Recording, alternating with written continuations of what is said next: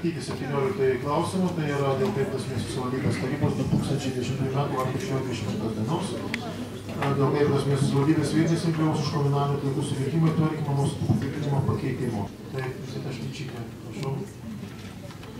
Norėjau jūsų paklausti, kiek yra surinkta perteklinės vietinės rinkliavos lėšų per tos 4 metus 2008 ir 2012. 12 metų sausio 1 dienai yra 8,7 milijonų. O sausio mėnesio iki 10 mėnesių plus 10 mėnesių. Perteklius tai dar nėra, todėl kad mes neturime metų pabaigos. Aš dabar tikrai neturiu to skaičiaus. Sumastęs, bet tikrai. Kur yra klausimo metas, Vytautai? Klausimo metas. Jūs tik ir norit prastumti, atsiprašau, greitai tos klausimus. Mums toliau bus po pietų iš karto. O jį reikėjo arba pirmuoju, arba normaliai. Prašome užduoti klausimą. Gerbėmiai, tai yra rimtas dalykas. Šitas gyvenimo momentas keli metai tęsiasi jau. Šitą problemą miestų. Kodėl Klaipėdoje jinai yra tokia? Ir aš tada ir noriu paklausti, gerbiamas Povilanskinis, aš žiūriu, jūs paėmėt 15%. Kodėl jūs tokiam skaičių mažo? O tiek milijonų uždirbama yra. Viršpelnio. Tokie atlyginimai toje įmonėje milžiniški yra. Viską. Dabar pasakykit man, taršos mokestis toks yra, aplinkos ministerija nustačius, yra taršos mokestis, 70%. Taip. Kiek savivaldybė yra gavusi tų pinigų atgal, 70% ir kur tie pinigai panaudoti? Kiek milijonų gauti atgal ir kur panaudoti tie pinigai detaliai? Tai čia šiek tiek mano sakantis klausimas bus dėl specialiosios aplinkos saugos programos, kur įsipenda visi pinigai už taršą. Noriu. Mes frakcijos vardu teikėme ir siūlymą pakeitimą dėl šito klausimo.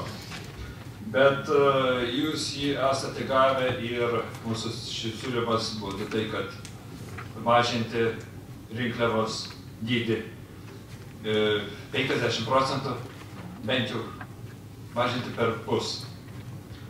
Kodėl mes taip norime pasiūlyti? 15% tai būtų ta dalis, kur yra sumažėjimas, bet per 5 metus, kaip jau sakė, susikaupė bus tikrai virš 8 milijonų, gal ir visų metų kiekis. Tai yra, klaipėdiečiai visus tuos metus mokėjo už didesnį perdirbtų atliekų kiekį ir jau yra sumokėję. Todėl turime tas lėšas ir turime jas grąžinti, galime grąžinti sumažinę per pusę.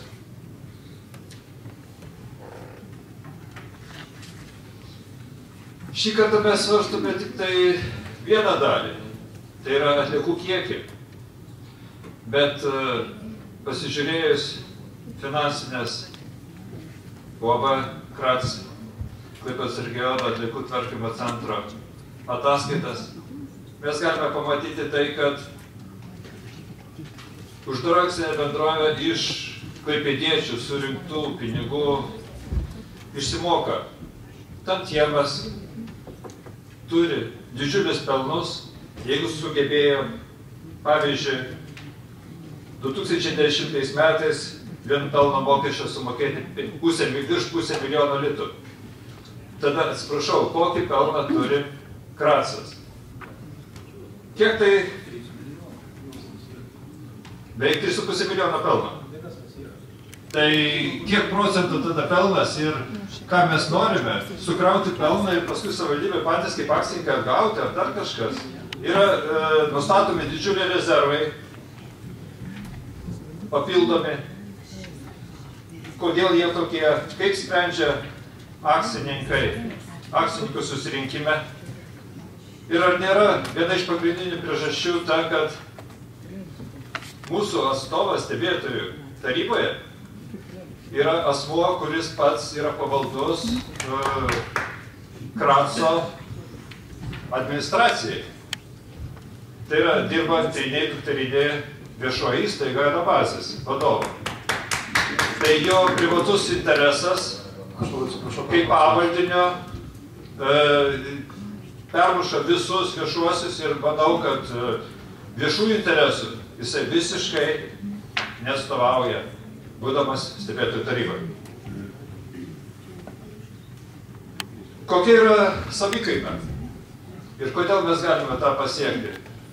Pažiūrėkim, kiek turi išlaidų pagrindiniai veiklai, kiek perdirbta, kiek tonų priima Kracas.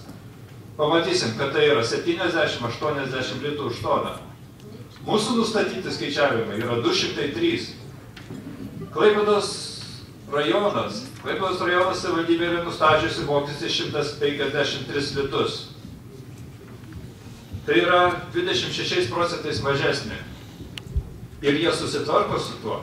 Gargždiškiai moka mažiau už tą pačią perdirbtą toną. Kodėl klaipėdiečiai, iš esmės valdydami Kracą, daugiau kaip 90% akcijų turint, mes skriaudžiam pačius klaipėdiečius, patys save. Tai turint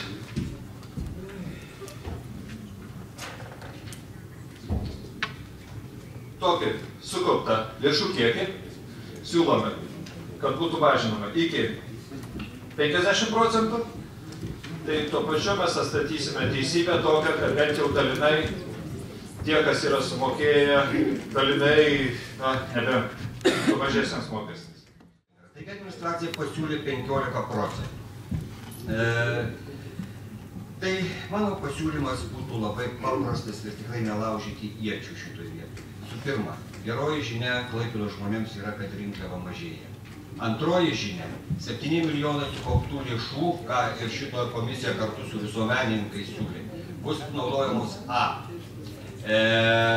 atliekų rūšiavimo linijai pastatyti, kad Fortumo įmonė turėtų ką deginti, tai yra nedegintų nerūšiuotas šiukšles.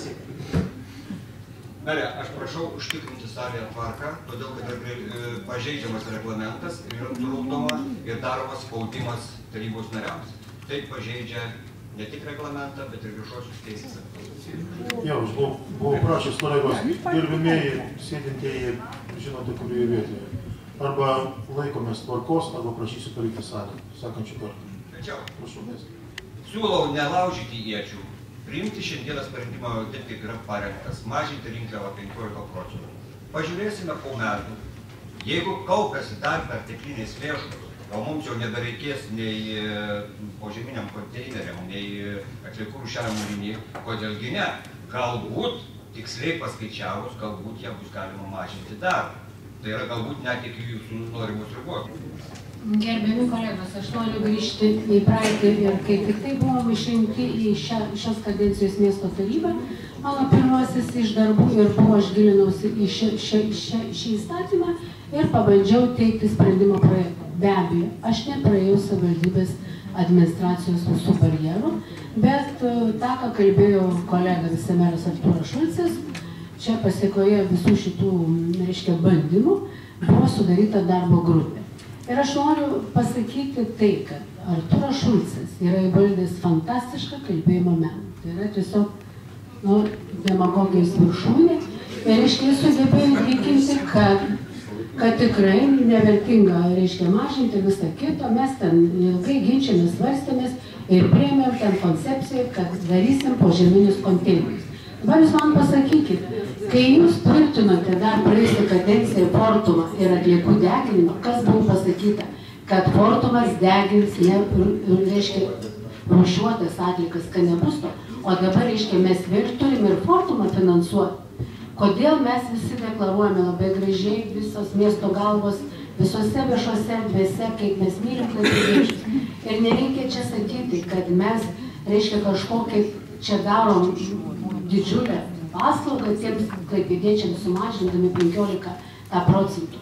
Jau tas mokestis tiek perkopė visas sveiko proto ribas, kaip išaukštinis švarkas. Jisai braška per siūlės ir jau tiesiog gėda jo nesumažinti.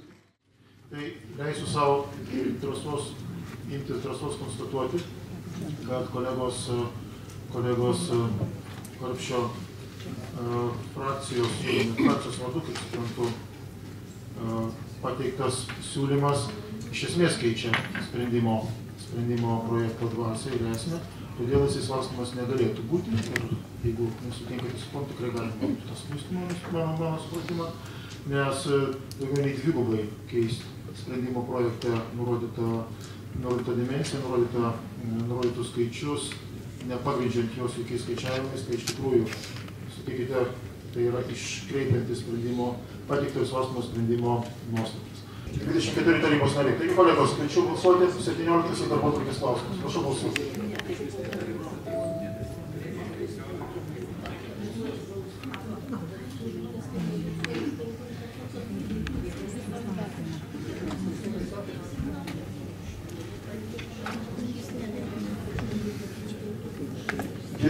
Tarybos nariai balsavo už, prieš susilaikiusių nėra. Sprendimas yra priimtas.